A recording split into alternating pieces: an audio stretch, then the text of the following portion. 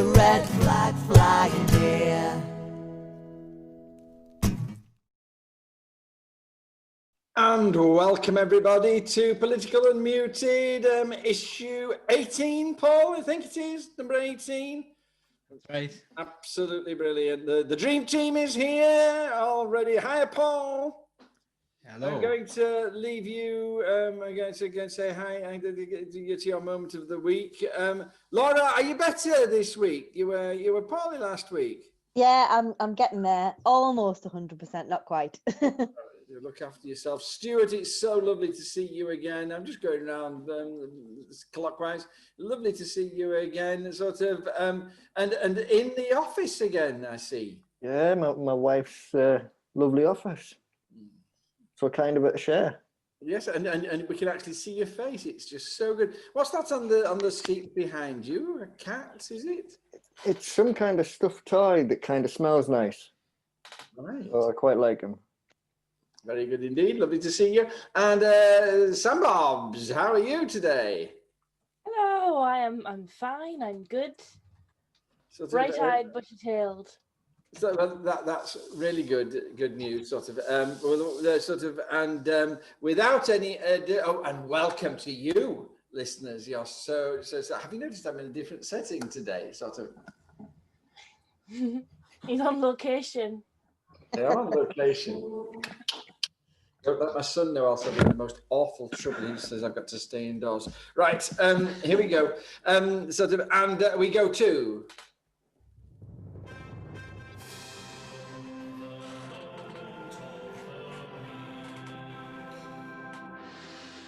Paul, what is your moment of the week? This is not something to laugh about, ladies and gentlemen. It is something to laugh about. So that Paul says it is, just don't listen to him. It is not funny. I have been to hospital today with a broken nose. I've got a fractured nose. It's actually not looking too bad, to be honest. I think it might be an improvement. But you know, it's yeah. So it's one of those things that can happen to key workers, let's say, and it's very interesting when you hear people in the media who talk about, you know, vulnerable people and vulnerable children and the reality of what that can actually mean. I'm not going to go into any further detail than that, but very wise, actually, to tell you the truth. You need to keep your job. You don't want to lose your job as well as your nose. I have no issues with my job or my employer or anything like that. Look at very good people, and I've got good colleagues. Look at your poorly nose. Sort of, Laura will love you just all the more. Sort of, her heart will go out to her husband with poorly nose. So, Laura, we really do appreciate all you do. Laura, moment of the week. My moment of the week this week has been, so you'll have probably seen the Fatima retraining campaign that Cyber First had put out. It's like a government thing where they're saying you can, what is it, rethink, reboot, reskill. And it's a ballerina, and they're basically telling her that, actually, do you know what, you could work for a cyber company and you can work in IT. How wonderful. That campaign was actually it started in 2019, but it's resurged again on the back of Rishi Sunak's whole, if you work in the arts, you can retrain as something else. It's not the campaign that is my moment of the week, but it is the subsequent memes that have come with it after it. And I thought Samantha put it wonderfully this week when she said, look, if you're gonna advertise with memes, don't annoy the creatives, because you're asking for it. And they really have gone all guns blazing on it. And it's not a funny situation, but it's just so clever. And there's been some really funny memes come out of it. I think my favorite was one that said, Fatima's next job could be burning down the capitalist structures that consider her art expendable and dancing in the ashes. One of my personal favorites. Sort of, I get into trouble for laughing at that one as well. Just being serious, I mean, getting yourself in the right job is an issue, isn't it? And sort of as a teacher, explaining to children that maybe the job they wanted to do was, I'd say, not the wisest choice, was very difficult.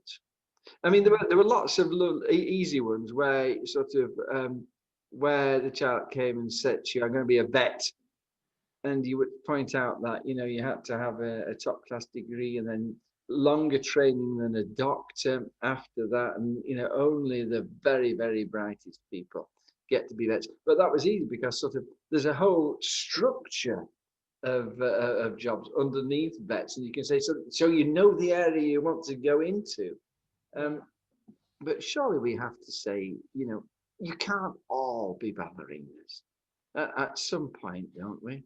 Don't realistic people at some point have to stop wanting to be a fighter pilot and just go and become a teacher? No, I don't think so. I think I'm sure we've talked about this before as well on the show, actually, that the problem is there needs to be equality of opportunity.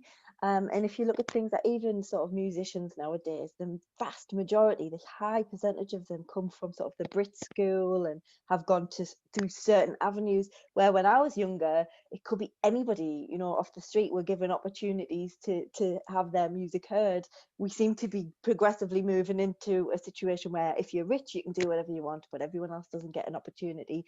And I think it's damaging to tell children that they have to aspire to certain things if they feel like if they have a dream. I mean, obviously, you've got to have some sensibility. Not everyone's going to be a rocket scientist, but you've got to try and encourage people, and there's no reason why the arts should be any different. Why shouldn't we have musicians and ballerinas and dancers and actors? I wanted to be an actor when I was little, but I'm from the northeast, so the chances of that happening are very slim. Mind you, I did also want to be a tornado chaser, so you kind of got to, but I am 39 and I still don't know what I want to be when I grow up. So Paul? I did the survey and it told me that I should retrain as an actor and a boxer and you've done that Clearly again? not. Yeah. and a professional football player and a professional cricketer. So that was what they advised me to do. So I don't know how that helps people in the arts who are actors retraining. If they got actor, if I'm getting actor, I'm just making things worse. So. I don't know. I mean, surely, Laura. I'm sorry, Stuart and Sam. This is moment of the week, and it's dragging on. I'm going to go to you in 2 seconds, but I just thought that the hostility towards the meme was slightly unfair, in as much as when your children are growing up, if they want to go into a highly competitive job, will you not at least persuade them to leave them options open to build a successful career in another area should that fall through?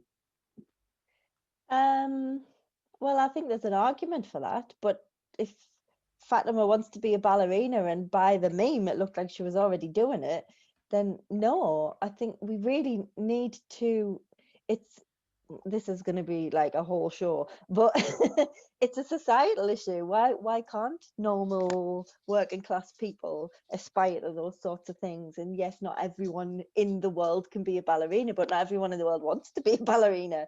It's this whole thing of head full of sweetie mice, isn't it? We're taught that we are not allowed to aspire to those things. Oh, but that's for people not like you. Why don't you go and work in a bank? I did do that. I didn't pursue my dream of being an actress, and I went to work in Northern Rock. Look how that turned out. No, but are you not very happy now? Anyway, you're absolutely right. It's Stuart. Thank you, Laura. Stuart, moment of the week. I was in a consultation today with the Commission on Social Security, and we were talking about, how you would arrange a proper social security system that would protect people and give people decent life chances and let people go into jobs that they might enjoy, not just give them maximum economic output. And one of the things that came up was universal basic income. and somebody asked me what was the difference between UBI and the kind of social security that we were looking at in that session.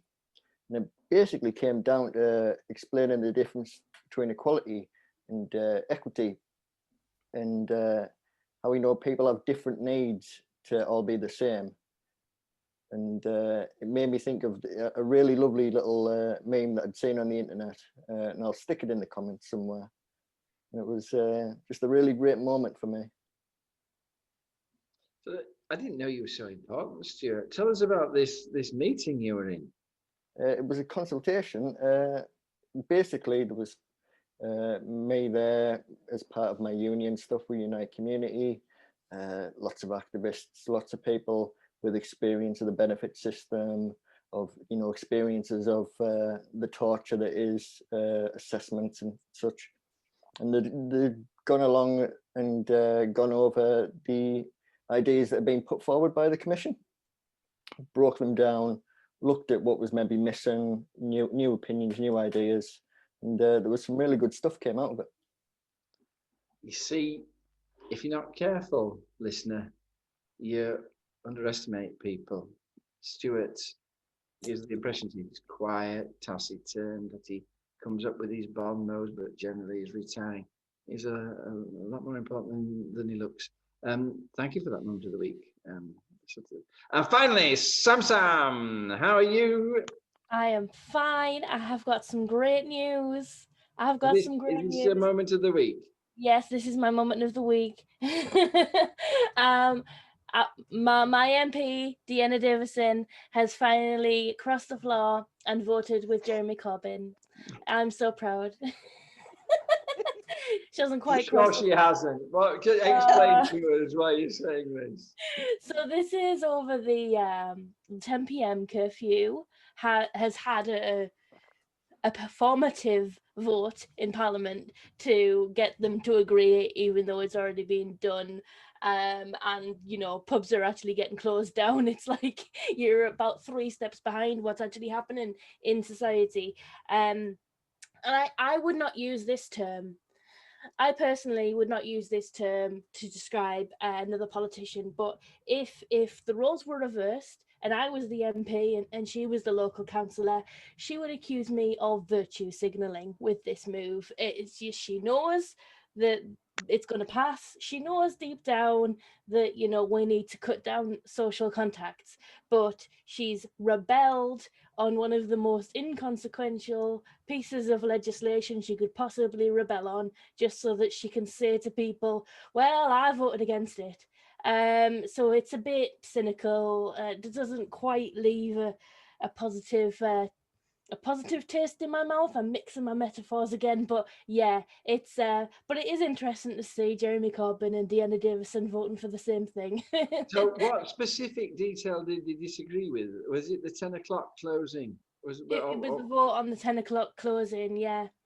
So there's lots of Labour MPs voted against it. I haven't quite had to check. Somebody said it might have been a free vote for our MPs.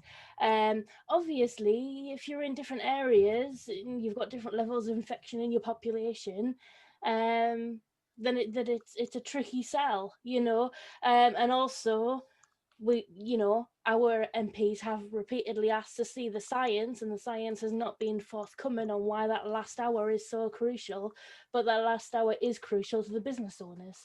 So, I find my tongue is firmly in my cheek here. I just think it's really funny. Hang on a tick. So you're telling me that deep down you agree with Deanna? I think, yeah. I mean, that's part of that's why she's done it, isn't it? That's the end of your career on the socialist left. So Sam, there you go. You'll have me kicked out the Labour Party before the end of the show. God bless you. I agree with you. Sort of, it seems crazy that extra hour is going to make all the difference. And they all pile out at the same time instead of drifting away. It's a bit difficult. Does anybody agree that they ought to close down at 10 p.m.? Barbara sat over there, my wife. She'd closed down pubs altogether. Right, here we go. And now it's time for... Now it's time for the big story.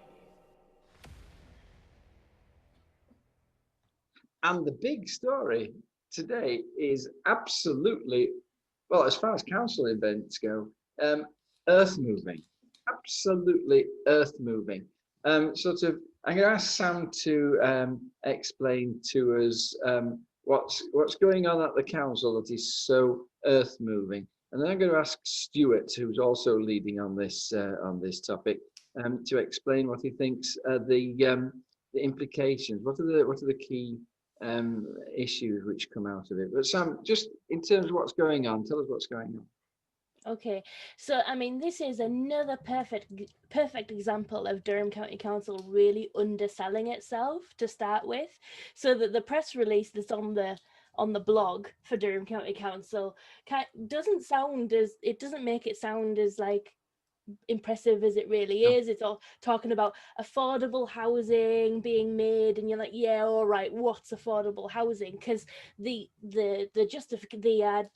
definition of affordable housing is actually rubbish. You know, it's that the house is being sold for less than the market rate, rather than it actually being affordable to real people. So, and people have cottoned on to that. So when you start talking about affordable housing, people go, nah, that's not real, you know, it's not really going to be affordable. But what they are really talking about is bringing back council housing, which is amazing, right? And people don't understand the damage that has been caused by the fragmentation of the social housing system. I mean, you and I both know, John, the amount of hours you spend arguing over whether a piece of land belongs to Durham County Council, or live-in, or belief housing, or if you've got a private house. You know, there's just so much waste just in that time of working out who is responsible for different things. So the plan is to deliver 500 new homes. Some of those are going to be on the market to sell at affordable levels, and some of them are going to be houses rented out at low cost via the council, which is amazing. It really is. And obviously, you know, it'll be something that other councils will be looking to us to see if we can make it a success. Then they will follow. So really well done. Are they sort of so there's going to be some of them, I'd missed that, there's going to be some for sale, Yes, and some for rent? That's how I read it, unless you want to correct me. No, I thought they were all going to be there's a right to buy on them. Oh, right, okay. So listener, there you go. We haven't read the document carefully enough between us. So one of us will be wrong, and it's about to be me. No, 12.5 million pounds, Sam, of council out of council's reserves going to do that. But the rest of the money being stumped up out of this Homes England huge mega fund that they're going to provide to provide. Yes, you're right. The word is in, but in inverted commas, affordable homes. But 25,000 per house, and 17 plots across the county. That's what the county council is going to be putting in. 500 times 25,000, and to get it, but the rest is going to come from grants, and the land is going to be free because the council is going to build on its own land, and 17 plots across the county have been identified. So that's just unbelievable, the scale of it. The guy's Kevin Shaw. He's the portfolio holder, and how he's achieved this, because of course we just not 2-3 years ago we gave away all our council houses, and now we've decided that and all the time I disagree. Stuart, is this a wonderful step forward. What do you draw out of this? It's brilliant. I mean, it's got real vision for the future, and you know, it's dipping the toe into the marketplace, so it will actually change how other housing providers go about implementing their plans. It will change how much, you know, housing and rents cost across the board. It won't just be about these houses that are being built. It'll be the whole area, and it's a real big thing. I'm super impressed by it. I mean, the sort of it will the power of council houses was that they used to keep private landlords honest. And sort of, you're absolutely right, it's the driver. It won't do much for rents because they will have to fall in with this kind of 80% of market value. That's just the law, which is absolutely stupid, because if they gave us the right to charge, you know, lower rents, we could still make a profit. But sort of it would begin to depress rents and make housing more genuinely affordable for people. But absolutely fantastic points there. Yeah. Paul, are you for it or against it? I'm definitely for it. I always think that, like, you know, this shows you what a council can do. It shows you what, like, you know, a positive plan can do in a council. But then I always kind of go big picture, and I always think, wouldn't it be brilliant if the government had a desire to make something like this work in a different way? So I often think about, wouldn't it be better if we had a government scheme where a government would provide this kind of housing, and perhaps also provide a mortgage that went along with that, so the, like, paying rent could end up, you know, paying towards that house eventually being paid for, not in a right to buy sense, but in a sense where, like, you're almost paying a mortgage and then you can get some deposit back if you need it and stuff.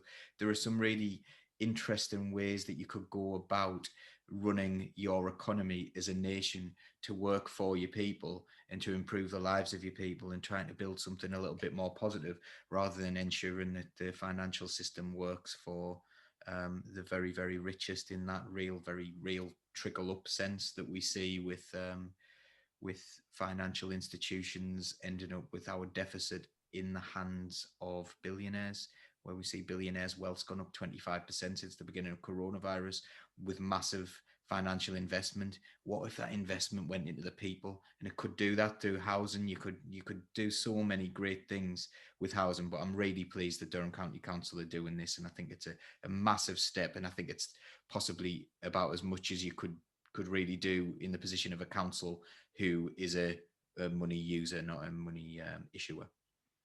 Yes, it's interesting.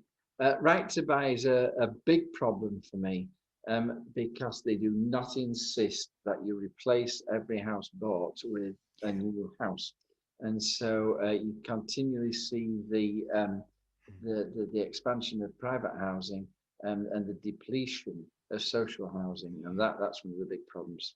Yeah, there'd be nothing wrong with buying your house that's your family home for years, but it does need to be replaced, as you say, with more affordable options for someone who's at the different part of their life.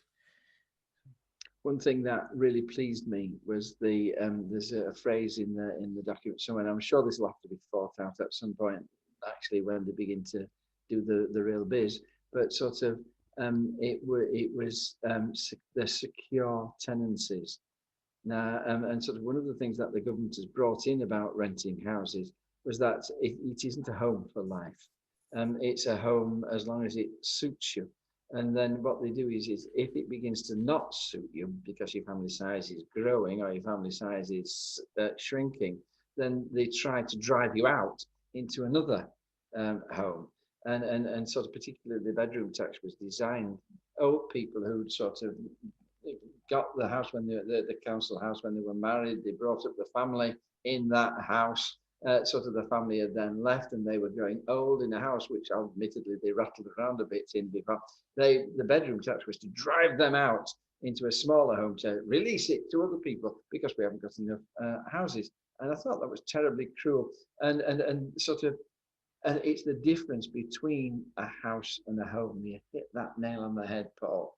Sort of, we need to create homes for people, not houses. I'm talking far too much, but I get excited about this. It's a lovely, lovely topic. Laura, have you got anything to say about council houses and housing in general that you want to regale us with? Well, I mean, I think everybody sort of covered all the I main know. topics, and I'm I out of just think questions. I do think it's a lovely idea, and I really especially appreciate the fact that they've sort of taken the time to have a look about what houses are needed in the area. I think it's sort of the majority of the ones that are requested are 2 bedrooms, so they're going to build more 2 bedrooms, as I understand it, and they've said they want to meet the needs of the people, especially the older people here, so that they can be independent for longer, which I just think is lovely. It's really taking into account the individuals rather than just trying to be something that makes money, because these are inevitably going to be things that are it's going to be property for the Durham County Council eventually, unless they do the right to buy, which is still a thing. But I did try and skim through the report you sent in. I think it's sort of there's no discount on the right to buy until you've been in the house for 15 years. So it's quite a long time, but it is still available to buy. And I just like the idea that they've sort of thought about it. They're not just going to throw up a load of houses and hope somebody buys it. It's more for the community, which I'm really pleased about. Yeah, I think Paul's ideas of the government giving mortgages and building houses, that's the dream, but this is definitely a huge step forward. Also an opportunity for us to start insisting on what they're going to put in these houses. They mustn't be. I mean, Durham County Council has already set up a commercial house building company called Chapter Homes, and one of the things they have larger rooms and more spacious estates, more open space in the estates. They believe better design houses, and I think we need to insist the same with these, and we'll begin to fight about the environmental rules that they bring in. And I'd like to see solar panels on every house to bring down renters' electricity bills as well. So that's a little battle we got to have. But fantastic. Do you think it's a vote winner, Laura? Do you think it'll get us elected? Yeah. Once more I with hope so. What do you think, Sam? It can't hurt, can it? I said once more with feelings. You didn't sound very convinced there. Mark has picked up the thing about the environmental impact, so you've not got into that yet. I mean, they've got the 17 sites. I can guarantee they will release the 17 sites just before the election, and there'll be all hell on with people saying, "I don't want house building there. Vote Lib Dems now. Let's stop all this nonsense." So it'll be a vote. They'll manage to turn a vote winner into a vote loser. Stuart. Yeah, they're not just building homes, though, are they? This is actual building community stuff. These will be new voters. These will be people who care about who built their home, who invested in their futures. So maybe we shouldn't be looking for the people who are already living in a house. Maybe we should be looking for the voters that we're going to be building for. And for the young people who have to grow up here, whatever they vote. Sam, did you want to say something? I would just keep my fingers crossed that people will recognise that their house was built by a Labour council. That was my hesitance when you said, is it going to be a vote winner? It's like, are people going to know that it was Labour who built these houses? Well, they'll think it's the council. They never realise it's a Labour council. The annoying thing is like the government, the Conservative government, will be able to claim this as a win for them, won't they? It'll go on their tally of social houses built during their reign. So that's a bit of a stinger. Well, good for them. We need social houses. We need high quality social houses, and Durham County Council seems as though it wants to do them. Well done, Kevin Shaw. Thank you so much. And that's the end of our big story, people. Have you got any comments about it? Do you welcome? Do you think we were right to get rid of them first time? What the hell are we doing getting some more about it? With your comments, so welcome. What kind of houses do people need? Is it right? We're right to concentrate on old people. in an aging population? Or should we just be saying, you just do the best you can? We got young people to look after, sofa surfing, what are you going to do about them? And sort of, and is it right that people should be homeless when illegal immigrants are going to come in and get these houses? Come on, this is the time for you to share all these comments on our Facebook theme, and then we'll be able to say things about them in the after show. But that's the end of the big story, people. And now it's time for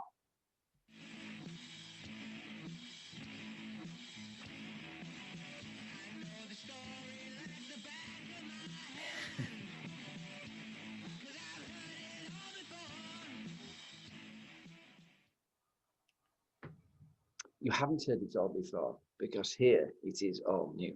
So to tell you the truth, I was shaking my head and I've forgotten the second. Oh, this is amazing. MI5 bill prompts rebellion by Labour MPs against Starmer. The Labour Party's been ripping itself apart about a proposal for sort of, well, the MI5 bill. Tell us all about this, Paul. So this is about the way the Labour Party are deciding to vote in Parliament. And I think for me, this is about signposts, weather vanes and tactics.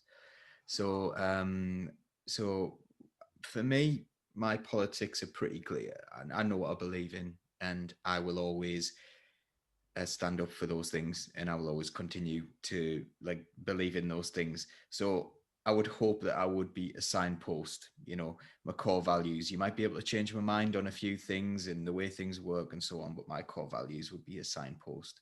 A weather vane is someone who says, well, what do you think other people are going to think? What's going to be popular? And they follow that.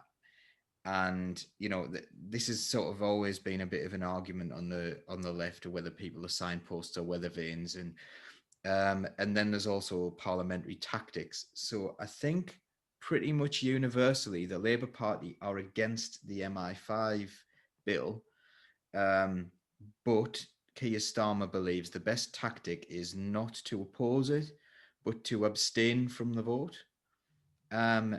So Labour Party MPs have rebelled against the principled abstention position in order to vote against something that the Labour Party are against. What does this bill say that's so awful, Paul?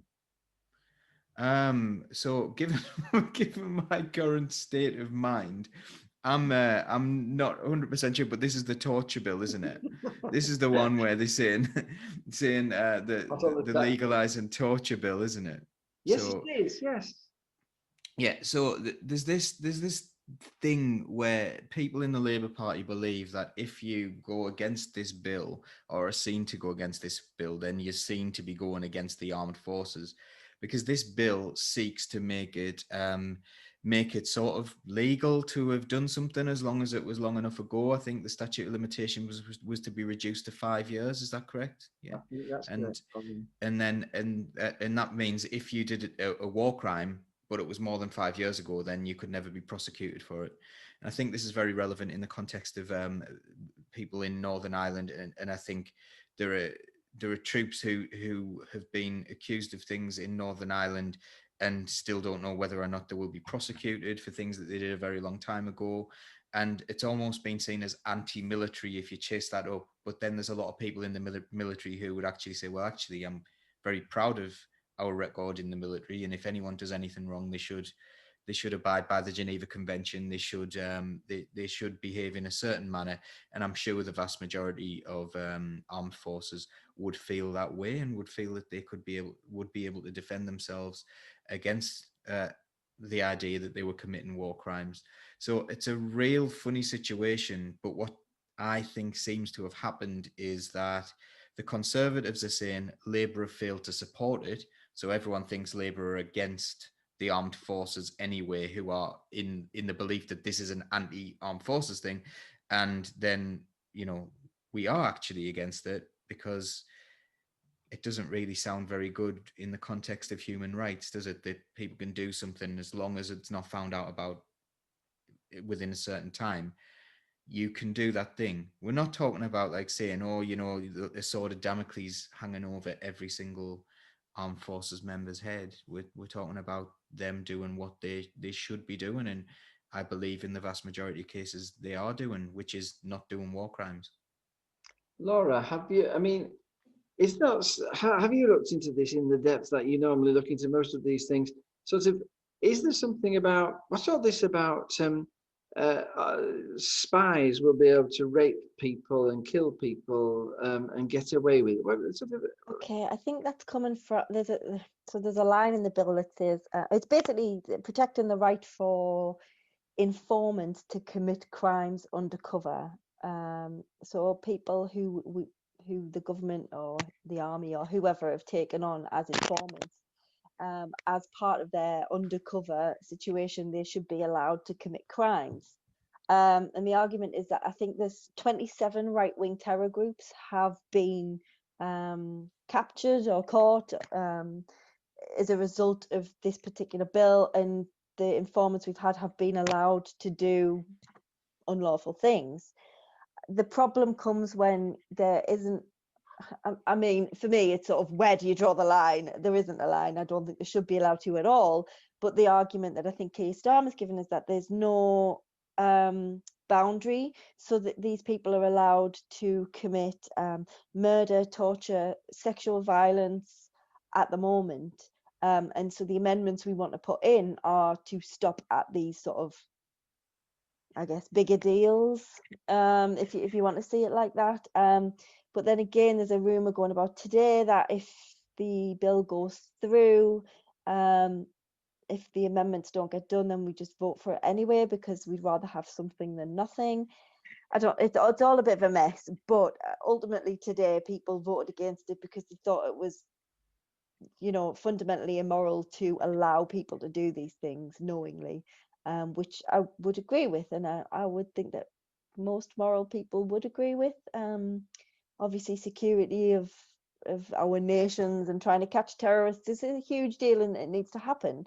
But do we really need to be giving people a license to kill to do that? But I was think just about probably to not. say that. I was just about to say that. I'm going to move to Sam now, Laura, if you don't mind, please, because sort of, is this? I mean, do we just need to put James Bond in prison? This is the question. It's sort of, surely we need our James Bonds. I know it sounds awful, and you think, well, I'm not going to vote for that chap saying things like that, but surely we need James Bond. I mean, and yes, if it was these romanticized extremes of somebody going after like foreign agents, Blofeld. yeah, exactly. If we are stopping people from like blowing up London, then okay, but actually this covers all kinds of undercover operatives, the types of undercover operatives which we will also find infiltrating trade unions. We will also find infiltrating Extinction Rebellion and other sort of extremist groups. That, you know, that is the thing, you know. We're talking, a lot of people are up in arms at the moment about giving the government too much power, giving the government all this power to make us wear masks and shut down our businesses, but they haven't followed that train of thought through to giving the government the power to put people in your organization and give them the permission to commit crimes against you. Laura? Yeah, I think one thing we need to sort of be mindful of here is that it's not only sort of government agents like James Bond, if that even exists, but it's actually informants, people who are already in these positions who have agreed to tell us and give us information, who were probably committing crimes anyway. I don't want to be, you know, that was a massive generalization there, wasn't it? But depending on the situation, you would assume these people in these situations are committing crimes, and then we are giving them carte blanche to continue to do that for information. It's the morality around that, and should we draw a line and say, well, you can do this but you can't do this? So I understand sort of the grey areas in the argument, but People are going to say, Laura, that all that happened was that you and I talked, and sort of this is, we must stop talking. We're dominating this conversation, but you're saying lots of interesting things, and sort of one of them. But surely the whole point of people who turns Queen's evidence is that information buys immunity, and it always has done. And sort of, would you put in a, surely you can't put an end to that. That has to continue, doesn't it? That you cut well, a deal for dobbing in all your mates. I kind of believe all lives matter. So, am I allowed to say that these days? That is not an offshoot of the Black Lives Matter movement. Every life has value. Let's put it that way. When we have the human rights bill. Sammy, how do you finish when Laura and I so Call rudely me Sammy. No, yes, I said things. Stuart needs to say things. Yeah, more. I was just thinking, Stuart, what's your point? What's your stance on this? Ooh, I trust that most people have a decent, moral compass. And if James Bond came out in the cinemas and it said, James Bond, licensed to rape and murder and torture, people wouldn't buy a ticket. Morality would say no, thank you. But because we're talking in the abstracts of what MI5 might get up to, it's not really right in front of them. They're not making that connection. I think most people, if they realised what was going on, the public would be wildly against it. I think an awful lot of these human rights things that people loosely talk about giving away their human rights without and that thing that Boris Johnson did recently when he says, these lefty do-gooders and human rights lawyers, troublemakers, and sort of these people are very important that you sort of say that this is the law, you've got to keep to it, we mustn't break the law. They're very important, Captain. Thank you. We have another minute on that topic. If anybody has a final say, or shall we move on? Yeah. And the last, well, I'm not doing very well today. I normally have two screens, but because I'm on location, I've only got one screen. I'm backwards and forwards. Oh yes. It's just the latest on COVID. And the question on the poll was that we're going to run out of hospital beds in a couple of weeks. Was this you, Laura, going on this? Yeah. Kick off, Laura. Yeah, so there's been an outcry that in a couple of weeks we're going to have no more beds, especially in the north, because there's so many COVID patients, which is accurate, actually. So about 3 weeks ago, the infection rate started to really skyrocket. More and more people were going into hospital, to the point where a lot of hospitals have said that they're almost at breaking point and they can't really take any more people. And then sort of SAGE have said that the people in hospital now are the people who contracted it 3 weeks ago, and that because it's been soaring since then, in 3 weeks' time, it's going to just be off the charts, and we will see a rise in infections, a rise in hospital admissions, and a rise in deaths, unfortunately, as well. So on Monday, they said they were going to start testing all hospital staff on a daily basis to try and catch it. But also they've told all the, I think it's Washington, Harrogate and Manchester Nightingale hospitals that it's time for them to start preparing, because they're going to start filling up pretty quickly because the cases are getting out of hand. Paul, terrifying? Well, yes. Yes, it is terrifying. Laura mentioned the Nightingales. The Nightingales aren't staffed. So, we've they might be producing more beds, but they're preparing for this huge disaster. Basically, they never opened up the Nightingales in the northeast. Really, they opened them, but no one ever went in the one in Washington. So if that's going to open, we're kind of preparing for worse than last time. And I think what we saw was they did protect the NHS. What they meant by that was they ensured that the NHS had enough capacity to take in those people who were ill. That doesn't mean protecting the people from this disease. This means people will die, people will be hospitalized. and the NHS will do a fantastic job. They will, but I think the problem is, one of the things that I'm really disappointed about is the way the conversation is going around education, and people are saying like there was the no ifs no buts, education stays open. Okay, yeah, okay, I'm okay with that. I'm okay with every child getting an education. I'm okay with every child being looked after, and so on. They're either going to have to admit that they don't care that that's spreading the infection, because it clearly is. You can see from all the graphs, and I know what they deny it each time, but you can see from the graphs it's in educational settings where the infection's getting higher. But they either need to admit that they don't mind about that, or they need to create more capacity within education. So open up some different venues, have a blended learning platform where you can have some people learning from home and some people learning face to face, so that not as many people are in there. Because if you have a class of 30 households or 31 households, including the teacher, even if those children have an infection rate between them of half, there's double the amount of people. Sorry, there's 30 times the amount of people. So even if, like, every contact they make, they only infect half of the people, it's still half the people infected. There's a lot of infection being driven in education. So yes, it's terrifying. Yes, we need to do something different. I don't believe that we are doing that. I don't believe lessons have been learned. Stuart, should we have shut down entirely a fortnight ago for a fortnight? Is that the answer, do you think? Well, that's what Sage said, wasn't it? About 3 weeks ago, we needed a 2-week circuit breaker, and nobody did out. So we're past that point now.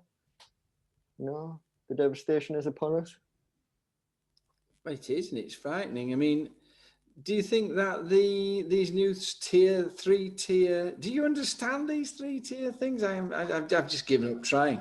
I understand that it's to standardise the system, but tier 3 will be bespoke per area. In the classic Boris, style of how we do this. So nobody has any idea. Everywhere's different. Nobody has a clue. It's all anybody ever talks to me about in Chiltern. What am I allowed to do? What am I not allowed to do? Sam, how are things in Shildon at the moment? Because last week you told us we were pretty awful.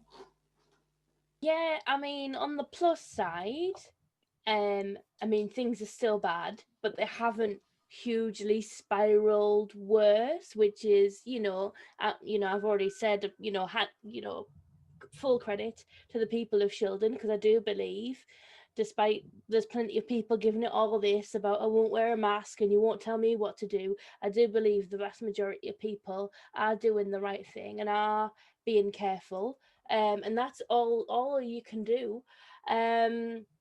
So yes, it is very worrying in Shildon. I am being less social than I would like to. I think we were all pretty worried about I think we were prepared for the pubs to close. The pubs had all done what they could to sell all of their stock and sort of said their goodbyes to their staff, and then they were still open. So obviously Durham County Council have put out a statement saying that they want to see how the current restrictions work before they look at making things more restrictive, which is a position. What business owners are telling me is that they don't know what to order. They don't know whether to order 1 day's worth of stock or 2 weeks worth of stock, and that kind of decision really matters. If you own a pub, you can't afford to buy loads of beer for it to all go to waste because you get shut down with 24 hours notice, and that's the real uncertainty and trouble that we are dealing with right now. What made me laugh in a dark humor way, it's not funny at all, it just reminded me of the thing about not listening to the sage's advice. It reminded me of Margaret Thatcher saying, advisors advise but ministers decide. I think even she would have took these advisors' advice, being given that they are public health experts. It is really worrying. It is really worrying to see that according to them, we should have gone into a circuit break a couple of weeks ago. And seeing what they said on the government scientific briefing the other day about the fact that today's infections will be potential fatalities in a month's time, and you've started the clock ticking, and for some people it's an inevitability. That's really worrying. And of course, the impact on the NHS. I mean, the NHS in the northeast is hard enough to access to start with. Without a pandemic going on. And you do worry. I've got a friend who's being treated for colon cancer at the moment, and I've got another friend who's got a child who's got to go in for an urgent MRI, and you just think all of these things are time sensitive things, and we can't have our NHS falling apart on us. Agreed. And that's the unseen COVID-related deaths that are happening. All these people who are just not getting the correct treatment. I agree with you as well. That, I mean, everywhere I go, people are being incredibly obedient. You wonder to what extent all this talk is just big silly talk. People being, it reminds me of the school playground. I'm not going to do what Mr. Clare says. And yes, sir, no, sir. It's awful, really. Stuart, coming back to you, what's the solution?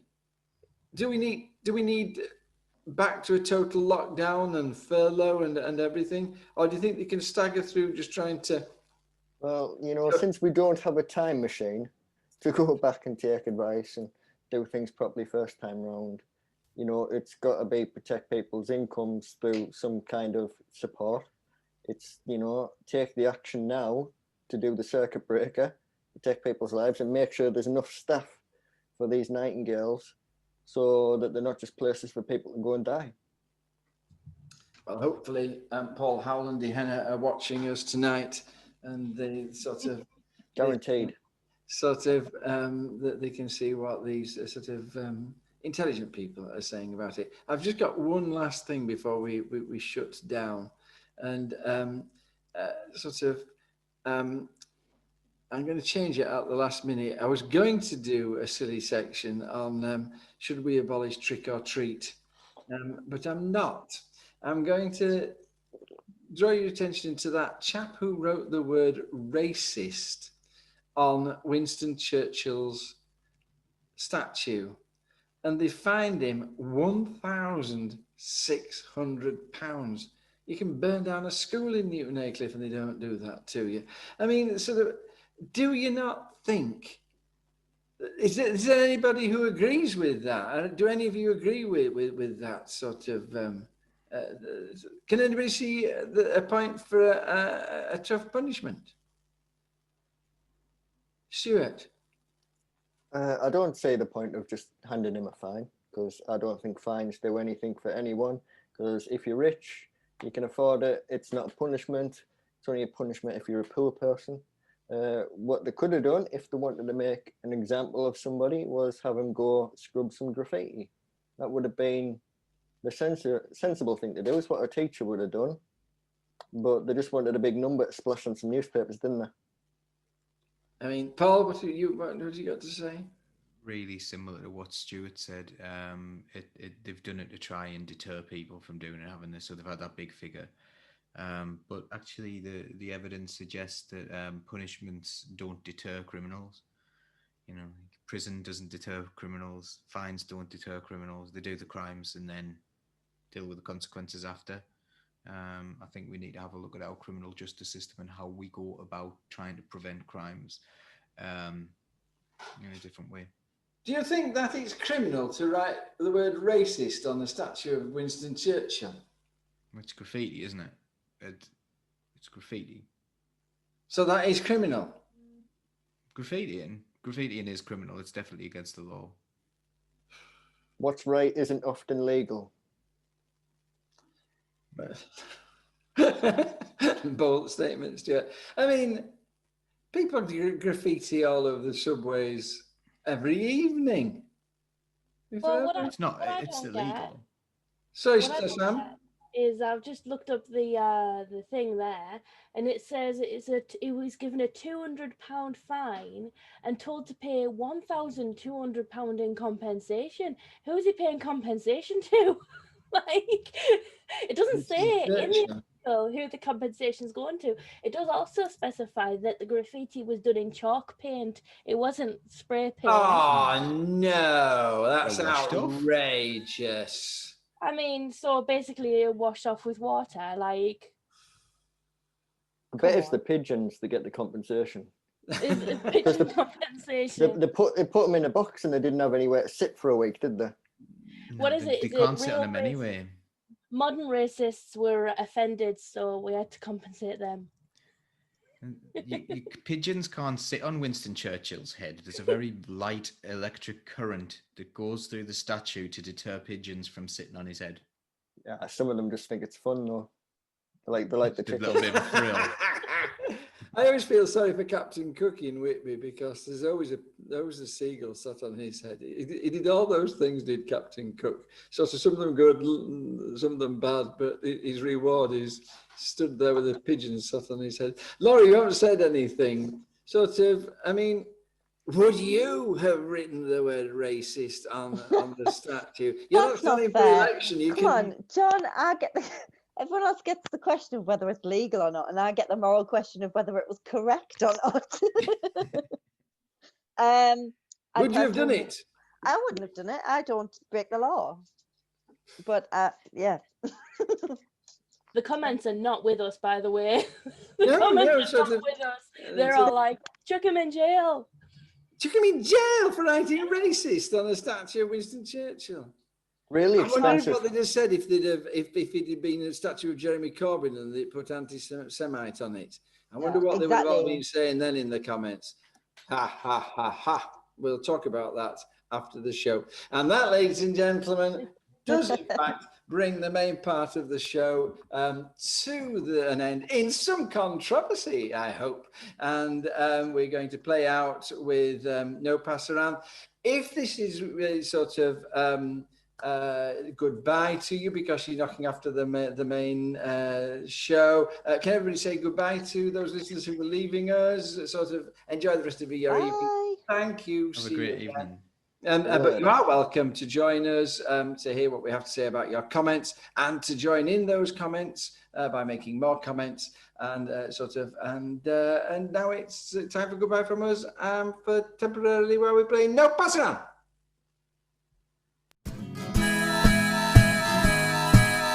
Keep the red flag flying, dear.